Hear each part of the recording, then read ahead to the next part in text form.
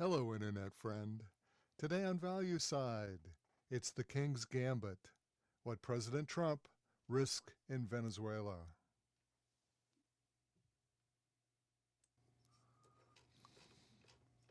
Well, in the game of chess, one type of move is considered to have more risk than any other, and it's a move that puts at risk the player's most valuable asset. In the game of chess, that player is the king. In the geopolitics of the Navy, it's the United States' premier battleships, the massive aircraft carriers. Now today, the largest, most advanced American aircraft carrier patrols just offshore Venezuela, ready to leap into action at the command of the president. That call to action occurred on November 29, when President Trump wrote in Truth Social, quote, "To all airlines, pilots, drug dealers, and human traffickers, please consider the airspace above and surrounding Venezuela to be closed in its entirety," unquote. Now, without a doubt, it will be the USS Ford, CVN 78, that enforces the president's no-fly directive. With over 4,500 sailors and airmen on board, the Ford is used to the extreme pressure of this type of high-intensity operation, having recently returned from operations in the Middle East. On board the Ford is the Air Wing 8, one of the elite American attack groups, which will have the chief responsibility for the interdiction of any stray aircraft over Venezuela. Now, the Ford is accompanied by a fleet of support vessels, including 3 amphibious assault vessels that transport U.S. Marines, helicopters, and ground attack aircraft, all positioned for a potential invasion. Additionally, the flotilla includes a nuclear submarine and no fewer than 6 Arleigh Burke-class destroyers, and it's these destroyers that may be at the heart of any potential conflict. These state-of-the-art destroyers are fitted with Aegis combat systems, which find and destroy enemy missiles, planes, and ships across the battlefield. The Aegis system is designed to act as the eyes and ears throughout the Caribbean, directing both offensive and defensive operations, controlling the ground, sea, and air around Venezuela. The risk. Now, usually the Gerald R. Ford travels with 4 Aegis-class destroyers. However, for this mission, it's escorted by 6. While the Ford and its usual support groups would be more than enough to handle any air or sea operation against Venezuela, we can assume that something else has alerted the U.S. Southern Command to an additional threat, one beyond Venezuela's military capability. And that threat is Russian military technology. All year long, that Russian threat has been commanded by Colonel General Oleg Markovits, according to a report in the war zone. His presence is part of a long-standing military exchange between Venezuela and Russia, and began long before the current standoff between the U.S. and Venezuela. Markovich and the 120 or so Russian soldiers that he commands presents Russia with a ready base to supply Venezuela with additional arms and equipment in the face of any action by the U.S. military. Here, Russia is playing much the same role as America does in the Ukraine war, supplying arms and expertise to an ally. As the USS Ford moved into the Caribbean, Russia countered by supplying anti-aircraft missile systems to Venezuela, in addition to several advanced fighter aircraft. And this is consistent with the strategy Russia has used before, a parallel escalation matching the American threat. So the chessboard unfolds.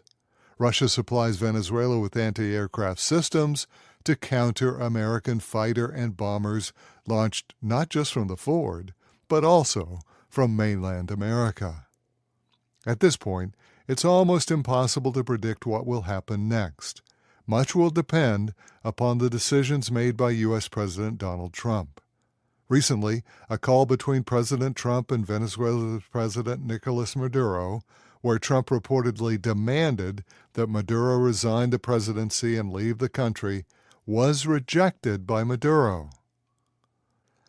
A couple of days later, Trump ordered that no-fly zone to cover the entire country of Venezuela, an action generally considered to be an act of war. This latest strategy by the president is only a few days old, and it will likely take many more days to determine its impact.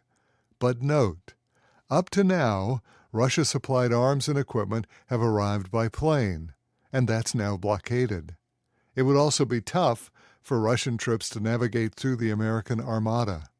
It may have been the real reason that Trump instituted the no-fly zone to begin with. For the U.S. president, he must understand precisely what Russia has already supplied to Venezuela. All of the reports we've cited so far reflect information derived from various American spy satellites and aircraft circling over the South American country. Of course, the president has a much more thorough and timely view of the conflict directly from all the various American spy agencies. Here's why Trump cannot make a wrong move. The Pentagon likely instructed the president to curtail all additional Russian-supplied arms to Venezuela because there's one weapon that is utmost concern for the U.S. military, and that weapon is the growing number of hypersonic missiles that Russia has developed. Among those hypersonics is the sea-based Zircon, as well as the 7-year-old battle-tested Kinzhal. But most concerning is the newer Orezhnik missile. This hypersonic missile was launched on November 21, 2024, against the Pidvomarsk factory in Dnipro, Ukraine. No doubt chosen because this was one of the most fortified targets in all of Ukraine. The Pidvomarsk facility was built during the Soviet era and extended for at least 3 stories underground. It was designed to be invincible to any enemy of the Soviets at that time. Now, the Orezhnik attacked without explosives. Sheer kinetic energy destroyed the factory to its foundation.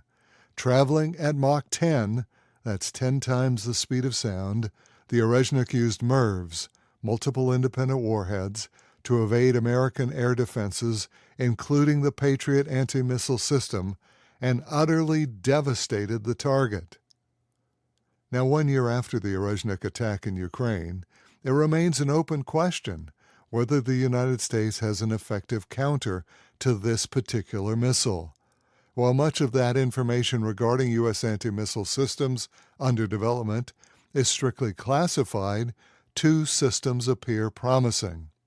The first is the Navy's Helos, high-energy laser and integrated dazzler and surveillance system. This onboard laser system is capable of intercepting incoming missiles. However, to date, the Helos system has only been tested against much slower cruise missiles. The other publicly disclosed anti-missile system in the American arsenal is the THAAD. That's the Terminal High Altitude Area Defense System. You might be familiar with the THAAD. It was used by Israel in its recent conflict with Iran. THAAD is the most advanced system available. Unfortunately, only 8 of these extremely expensive systems exist, and recently President Trump gave 2 to Israel. So of the 6 remaining systems in the United States, none are reported to be operational in the Caribbean, where the USS Ford now floats. Therefore, unless the United States has a top-secret anti-missile system that has not been disclosed, the Ford would be vulnerable to an Orezhnik or any other hypersonic missile attack. Now, in chess, the king's gambit occurs when the king risks his most valuable piece. It's a move that is sometimes successful but highly risky, because should he lose, the game would be over. Such is the gambit that President Trump now exercises in the Caribbean with the USS Gerald R. Ford. And that's today's Value Side.